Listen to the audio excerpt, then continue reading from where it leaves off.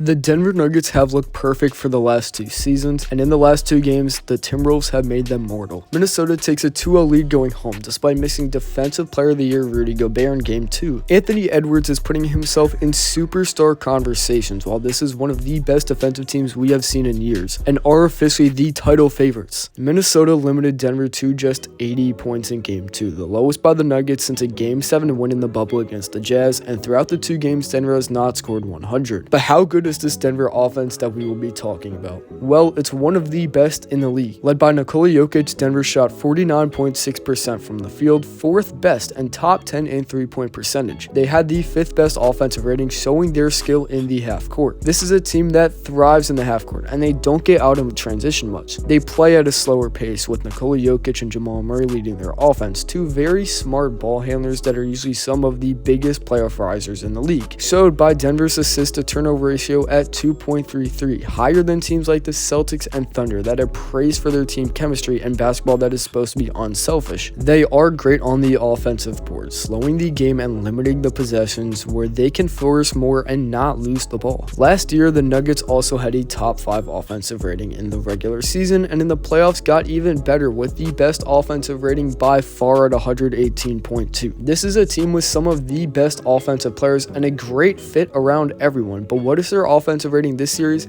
97.8, lower than both the Cavaliers and Magic first round ratings, the series that despite going 7 got almost 0 attention. Why is that? Because of the defense. Fans want to see offense, and there wasn't much. That is how good Minnesota's defense is. Phoenix's was also very bad at 109.3, the 5th lowest in the first round. That was an offense that ranked 9th in the regular season with Kevin Durant and Devin Booker, but Minnesota tore it apart like it was nothing. In this second round series, Jokic has been absolutely terrible. The best player in the world has looked hopeless against this suffocating defense, and on the other side, Jokic hasn't looked very well. But through the first 2 matchups, Jokic has averaged 24 points and 8.5 assists and 5.5 turnovers on 42.1% field goal shooting. This is for a guy that is praised for his efficiency, posting 9 assists to 3 turnovers in the regular season, a 3-to-1 comparison, and shot 58.3% from the field. In those 2 games, he made just 2 threes on 10 attempts. In the playoffs last season, he made 1.8 threes a game on 3.8 average attempts, 46.1%, a number that was heavily praised, with Jokic being considered a sneakily elite distance shooter. The Timberwolves have taken that away. But another Nuggets player that is having a somehow even worse series is Jamal Murray, the playoff riser that made 2 game winners against the Lakers just a week or 2 ago, has been flat out terrible and arguably the biggest reason of the Nuggets' early disappointment. Now, before I go further, I'm asking for you to subscribe. It would help a ton as we're trying to hit 1,000 subscribers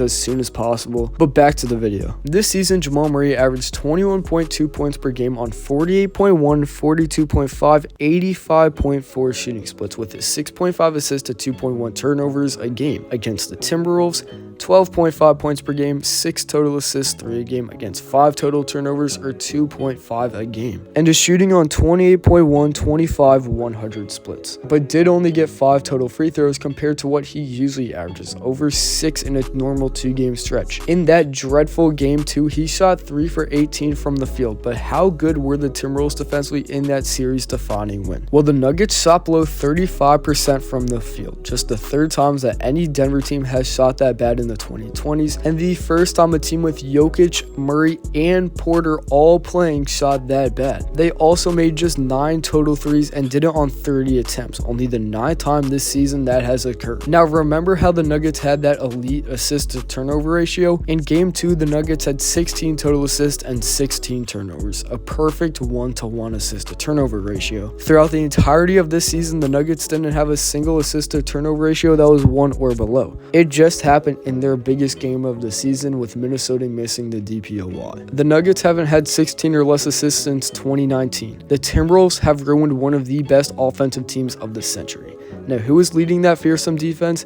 Jaden McDaniels. Nuggets are just 5-16 when guarded by McDaniels according to NBA matchup statistics, and he has 4 steals plus blocks in those 2 games. Now, a lot of the rest of the video will be NBA matchup statistics. It is not entirely exactly accurate, but it's a pretty good descriptor. He's absolutely hounding Murray defensively, who has gone 0 for 4 against McDaniels, but isn't just him, as Nickeil Alexander-Walker has been amazing. A player that was almost out of the league recently has proven just how good he is, and the Nuggets are just 8 for 20 against him, as both him and Jaden have forced 4 turnovers. Facing those two players as the main perimeter defenders isn't fair. That shouldn't be that good. Those two absolutely hound opposing guards and can play 94 feet while still having energy at the end of the game. They are lengthy and very smart defenders and will disrupt any player in the league, alongside starters Anthony Edwards and Mike Conley, who are also both good defenders, specifically Ant, and they really do not have any negative defenders in the lineup, making it just so hard to exploit this defense. There aren't any holes. They also have multiple good defending bigs, one of which is a fan favorite, of course, being Reid. In this series so far, he has forced Jokic to shoot 3 for 8 from the field and Murray 2 for 7 when guarded by him. He's a guard, forcing Murray to shoot that bad. He also forced 5 turnovers by the Nuggets and blocked both of the aforementioned Denver players. Despite listing at 264 pounds and being a center, Reid is surprisingly very mobile and can defend faster guys. A very versatile defender because of his unexpected athletic traits. A center that is that big should not be able to move that well. He should not be able to guard Jamal Murray. 2 for 7 is just ridiculous. Asking some of the best defenders in the league to do that against playoff Murray isn't fair, and then you're asking a center and he's able to step up to the task. That is not fair. And to be fair, I must preface this, Jamal Murray is injured, but at the same time as playoff Jamal Murray, and for the Timberwolves to hold him to these standards is insane. He has been absolutely terrible so far. Minnesota also has 2 other defensive bigs. Though Rudy Gobert missed game 2 due to the birth of his child, his game 1 performance was pretty good and Denver was not able to exploit him. Like some fans said would happen in the playoffs, stretching him to the perimeter, that does not work. You cannot stretch him out. MPJ, Caldwell Pope, and Jackson missed shots against him, going 0 for 3 combined, while Denver on the 3-line shot 0 for 4 guarded by Gobert. Karl Anthony Towns has also taken a tremendous jump defensively, going from a complete negative to legit positive on that side, maybe the biggest single season switch we have ever seen defensively. In the first series, KD had 17 attempts against Cat. He went 7 for 17.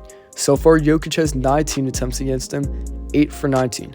42.1%, and for 3, 2 for 8 at 25%. 4 turnovers to just 6 assists. This was a player that a couple years ago was considered one of the worst defenders among all stars, and now he's playing very good defense on some of the league's best offensive talents. I mean, Jokic and Durant are just different. Now, offensively, they've also played some very good ball. In game 1, Ant dropped 43, and the Timberwolves shot 52.4% from the field and 40.7% from 3. In game 2, Minnesota was again close to those numbers, shooting 50% from the field and 39.4% from 3, with Ant and Cat scoring 27 apiece. The Timberwolves have a 115.8 offensive rating in the second round and are playing the Nuggets game with the slowest pace among this second round series so far. But with the limited possessions, they can give that much more defensively while they are knocking down their shots, making 12 threes a game at a 40% rate. In a game with only 91.5 possessions and the other team knocking down shots at this rate, you have to score to beat them, and Denver just cannot manage to do that. Minnesota looks like the huge favorite and will just have to win one home game to take a 3-1 lead. This might be the Timberwolves' year.